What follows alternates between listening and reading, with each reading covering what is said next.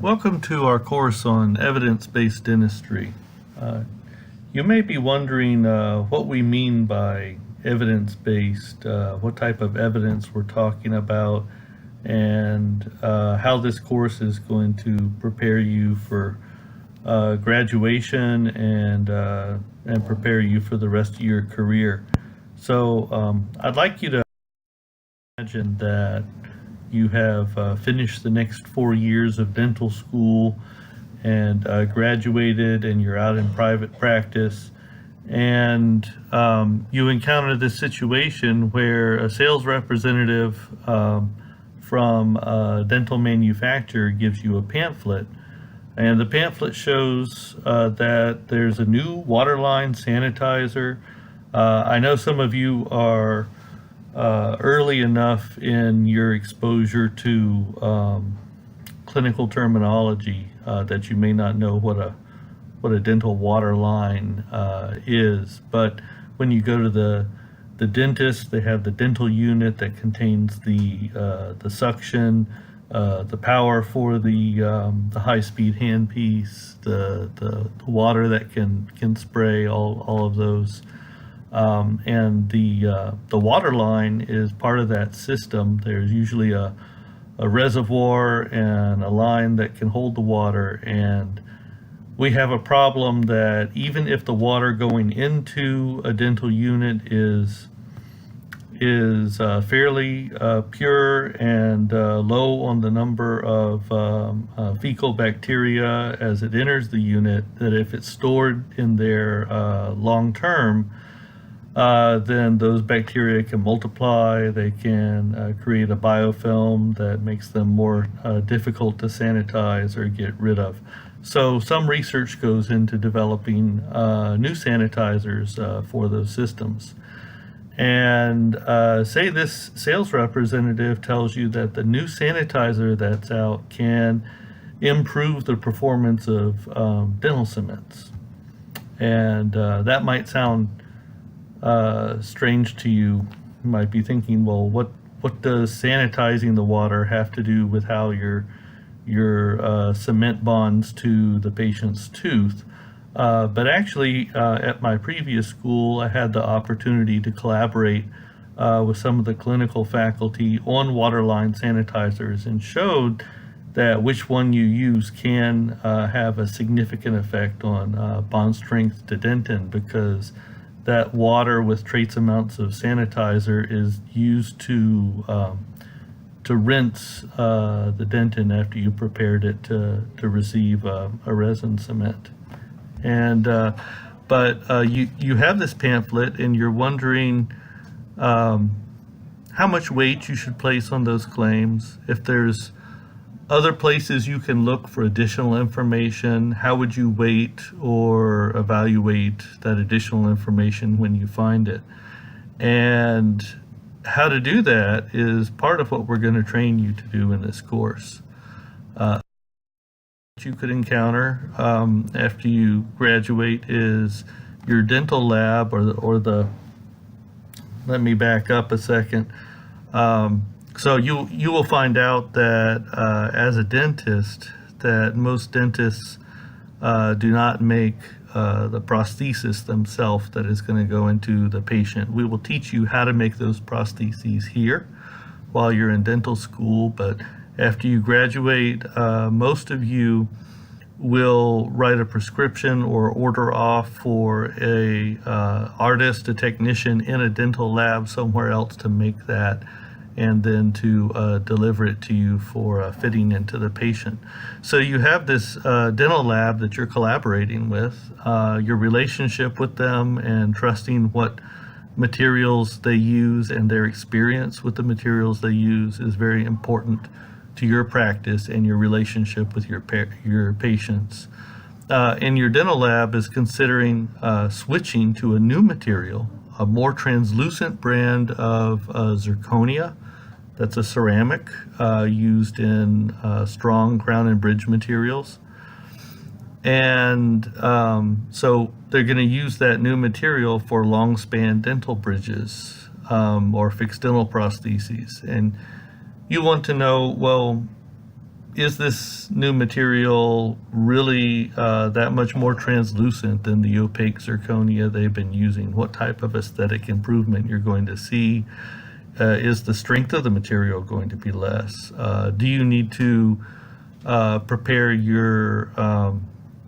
make your crown preparations in a different way if the crown's going to be made, or if the bridge is going to be made out of this material? And where do you go to find answers to those questions, and how do you get information that you find? Or in another situation, you could have read in the latest issue of Dentistry today that platform switching decreases the failure rate of dental implants. And so what platform switching is placing a larger diameter dental implant body that you screw into the bone, or the surgeon you're collaborating with screws into the bone, allowing that to heal in place, and then putting a implant abutment on the top of it that will serve similar to a crown preparation that you can place a prosthesis on later. So you're going to put an abutment on top of it. Those abutments are usually matched in size to the size of the implant body, but with platform switching, you put a smaller abutment on than would typically be used with that diameter of implant body. And actually, I just did a chapter on dental implants, reviewing the last 10 years of systematic reviews in the literature. And one of the hottest topics that came up for systematic reviews on dental implants was platform switching. Is it effective or not? And it turns out that it is effective in preserving more of the bone around the implant, but does not significantly alter the failure rate. And so one of the things we're going to train you how to do in this course is to do a systematic review of the literature on a question like that, or to read somebody else's systematic review and assess whether or not they have conducted that review properly before you make decisions based on it. A last case I want you to consider is that your patient comes in and says that they think you need to replace all of their amalgam fillings, all the fillings in their mouth, because they saw on TV that Dr. Oz said that mercury is toxic, and they want to get the mercury-containing materials out of their mouth.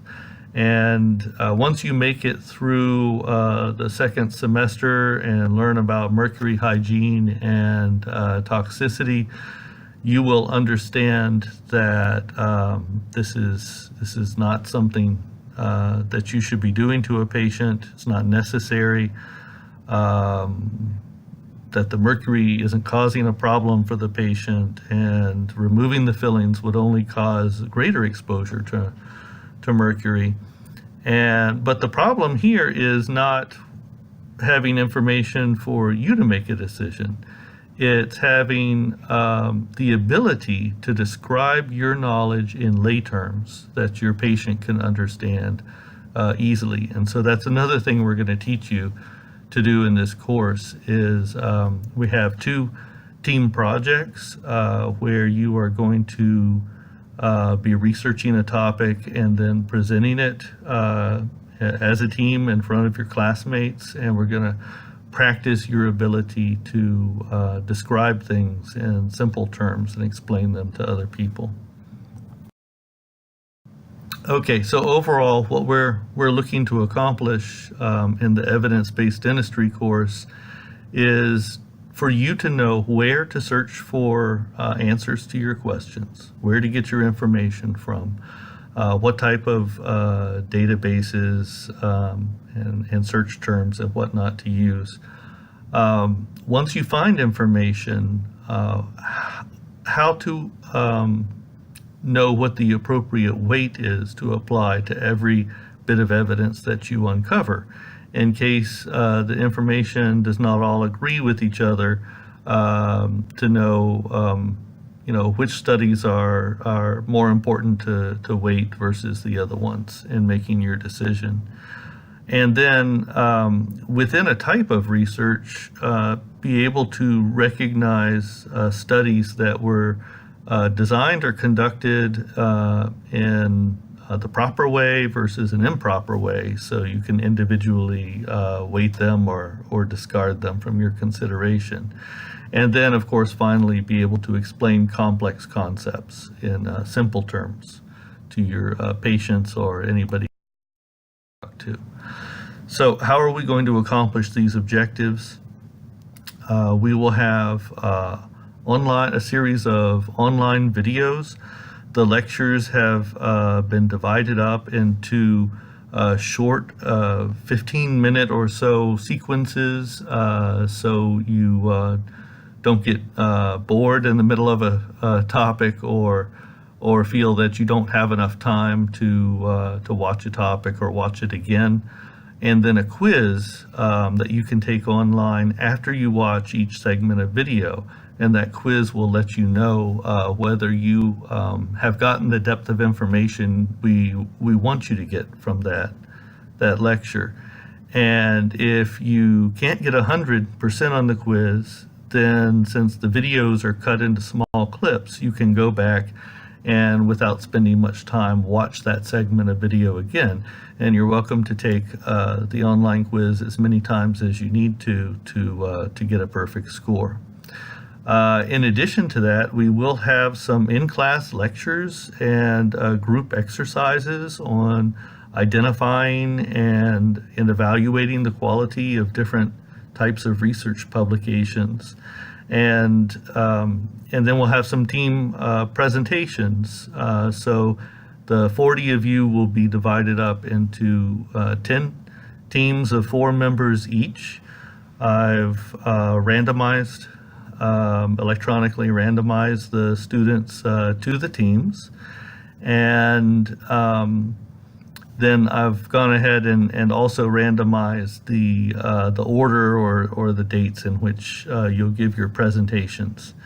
And your score for the course will be based 30% on each team presentation. The first one will be a critique of a systematic review that you find in the literature, and the second team presentation will be designing your own research study and defending your research proposal. And then also in the course, at the end of all of the online videos and quizzes, we will have a multiple choice exam to be taken in ExamSoft.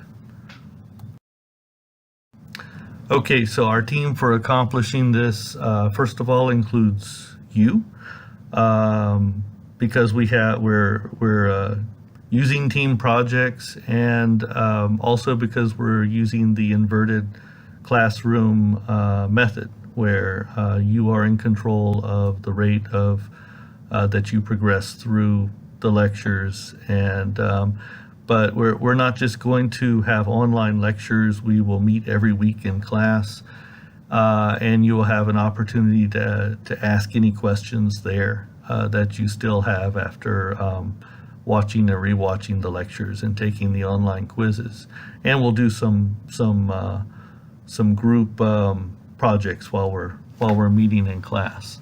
We've got Dr. A from the orthodontics department. He's going to give you a lesson covering how to evaluate randomized controlled clinical trials for quality. We've got Dr. Bain from periodontics, and she's going to give you a lesson on how to evaluate the quality of observational studies as opposed to experimental studies. So in that, we're including cohorts, cross-sectional surveys, and case studies. We've got Miss Tamara Nelson from the library, and she is an expert in conducting systematic reviews, and she's going to teach you not only how to conduct one, but also how to critique the quality of systematic reviews you find in the literature. I'll be teaching all of the other lessons in the course, and those are related to learning the types of observational studies, the types of response variables and statistical methods, and how to choose topics and form a research proposal for your project at the end of the course. And then anytime you need to contact me, you can feel free to send me a text message. I'm a scientist. I'm an introverted person, so that's a cell phone number there. However, I usually don't like to just pick up when somebody calls me on the phone. So please warn me with a text message, and if you have a urgent situation, I'll be glad to respond to you. Or I can meet with you anytime out of class in my office. And please go ahead and schedule in advance any meetings you need in my office, and you can schedule those by contacting my assistant, Stormy Carr.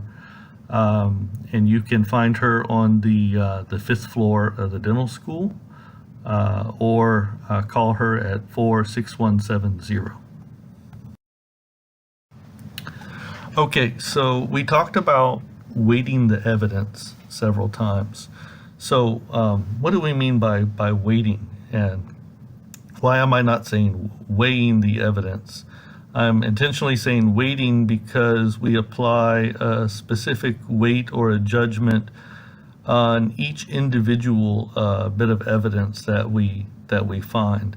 And some of the factors involved in that is, was the study or publication sponsored by the manufacturer of the product that's being evaluated, or was it sponsored by a group who might be less biased, or did it have no sponsorship at all? So that's an important factor. You might not be surprised by that, but you might be surprised by how strong an effect that can have. So what we see, for example, in dental implant clinical trials, that the failure rate of non-sponsored studies reported for dental implants is 4 times on average the failure rate for studies that are sponsored by the manufacturer of the dental implant. And that, when I say it that way, it sounds worse than it really is. We're not talking about having a close to 100% failures when we say 4 times. What we mean is, instead of a 1% failure rate, that we actually have a 4 or 5% failure rate. So instead of 99% success, a 95, 96% success rate may be more accurate. So that's important to know when you're evaluating a particular study. And then what type of design did the study have? Was it experimental, where we determine who gets what treatment, or was it observational, where we sit back and see what was already chosen, or what the patients chose, or just what group they end up being in?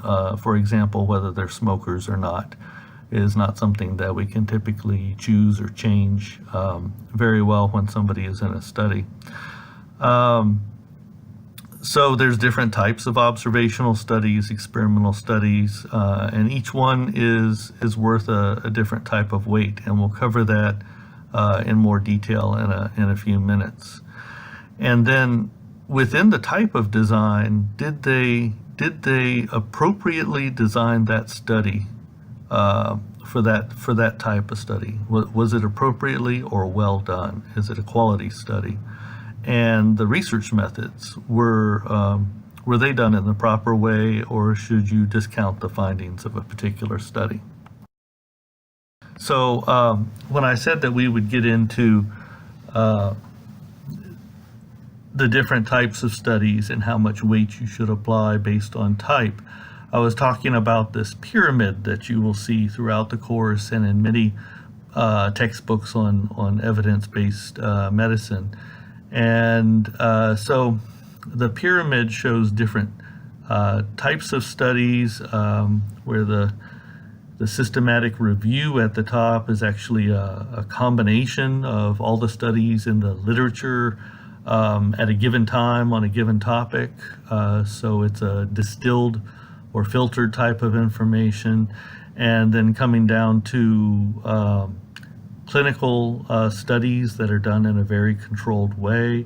And below them in weight is our observational studies, such as cohorts that are observational but occur over a long period of time, where we can follow and maybe notice some cause-effect relationships.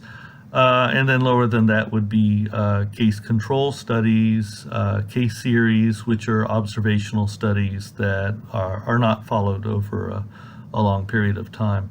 So, however, I think the concept of a pyramid is a little bit confusing, because you might get that confused with the nutritional pyramid that many of us are familiar with. And in the nutritional pyramid, the things on the top are things that are items that you should partake of very seldom because they're bad for you. And the ones on the top are going to be the major basis of your diet. So think of this in terms of a ranking of weights of different types with different levels of reception or different bandwidth of information, quality information that you can get, where the best quality or the highest density of information with the most weight is here on top, and the least is down here on the bottom. So in the top region, we again have the distilled data, where we are combining all of the studies currently on a topic in the literature and writing a review article, like a systematic review, where we weight all that evidence together and come up with an overall answer for which side of the question most of the weight currently lies on. And then sometimes with that, you can also have a meta-analysis. If your studies that you select for the systematic review are so similar to each other in control groups and methods that you can pool their data together and do one big statistical analysis with massive amounts of statistical power, then a meta-analysis will also be done with the systematic review. And that's great when we have the ability to do that. And then sometimes these systematic reviews, meta-analyses, and the other type of studies are reviewed by professionals who have a lot of experience, and review them together in a committee and develop a position statement. So that's the highest level of evidence. If your professional society has a board that has evaluated all the data and come up with an official position on the way things should be done and why. And with the position statement, there's often also a version of that that's worded in lay language, so the average person can understand why professionals in this field recommend what they recommend or do what they've decided to do, without having to understand all the different science in this ranking. And position statements are often sent to politicians to try to help educate them to make laws that reinforce good behavior or protect the proper types of treatment that we need to be able to do, and that patients need to be able to be reimbursed for. So below the distilled data, all the other categories of data are individual studies. So above this line, we have multiple studies that are combined together and distilled, and below this line we have experimental, and on down are individual studies. Experimental studies, for example, a randomized controlled clinical trial is considered a very well controlled and unbiased type of experimental study, but there are others, and in general an experimental study is one where we can assign some patients to one treatment and some patients to another treatment, or to a control treatment, or in the cases where it's not dangerous, to have a lack of treatment, to a placebo or total lack of treatment. And then below that, we have observational studies where we don't get to make assignments. We just have to take whatever we find, and those could be a cohort where we follow patients over a long period of time and gain some ability to see if two associated variables occur one right after the other every time, or the same distance after the other one every time. That might imply a cause-effect relationship, especially if there's a dose dependence of the response on the exposure to a certain factor. So because we have that ability to follow over time and maybe start to see some cause-effect relationships, those have the highest ranking within observational studies. And below that is case control studies that we do on an occurrence, a disease or an occurrence that's so rare that it's not feasible economically or in terms of time to grab a large section of the population and try to watch for the rare case where that occurs. So we immediately go to people who've already exhibited that condition, and then go backwards in their history and try to find out what factors they were exposed to that might be associated with that condition. And also observational studies include cross-sectional studies where we grab a large section of the population, and because we don't have to follow them over time like a cohort, we can instead spend our energy on getting a larger sample size and taking more data from each of the patients in that sample. And so we can start to see a lot of connections, and we can better control across different, levels of economic income or geographic areas or whatever extraneous factor we need to control for. And then underneath that, we have laboratory studies, animal studies. That's what we mean when we say basic science studies. And then actually, I'm not sure what belongs on the bottom rung of this pyramid exactly. We have expert clinical opinions, which someone may often be biased by having a lot of time or effort or even personal financial resources invested in a particular treatment. So they may feel a conscious or unconscious desire to want that treatment to be superior. So you can't really put too much weight on something that could be biased like that. Also, there's a large financial incentive for manufacturers to promote their products in a biased way. They may not always be doing that, but you can't be too sure about a particular advertisement, so don't put too much weight on it.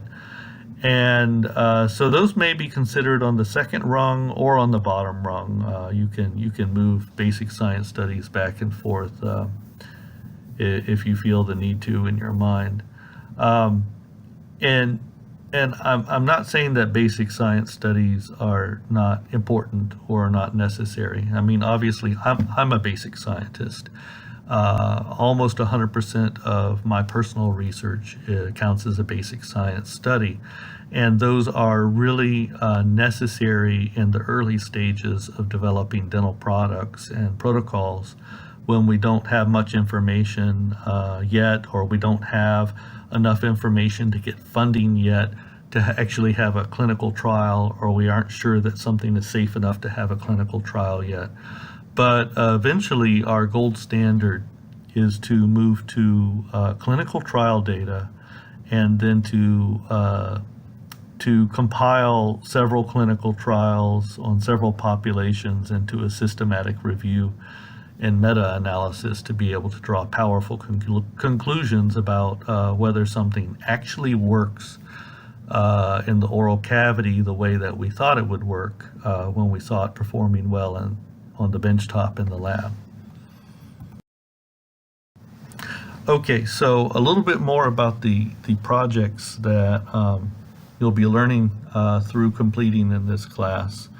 The first project is going to be a critique of a systematic review or systematic review and meta-analysis that you will select from the literature.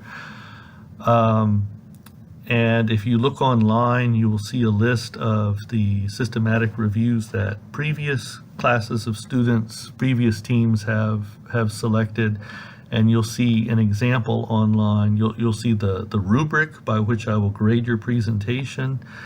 And so you have a checklist to know exactly what needs to be included to get a perfect score on your presentation.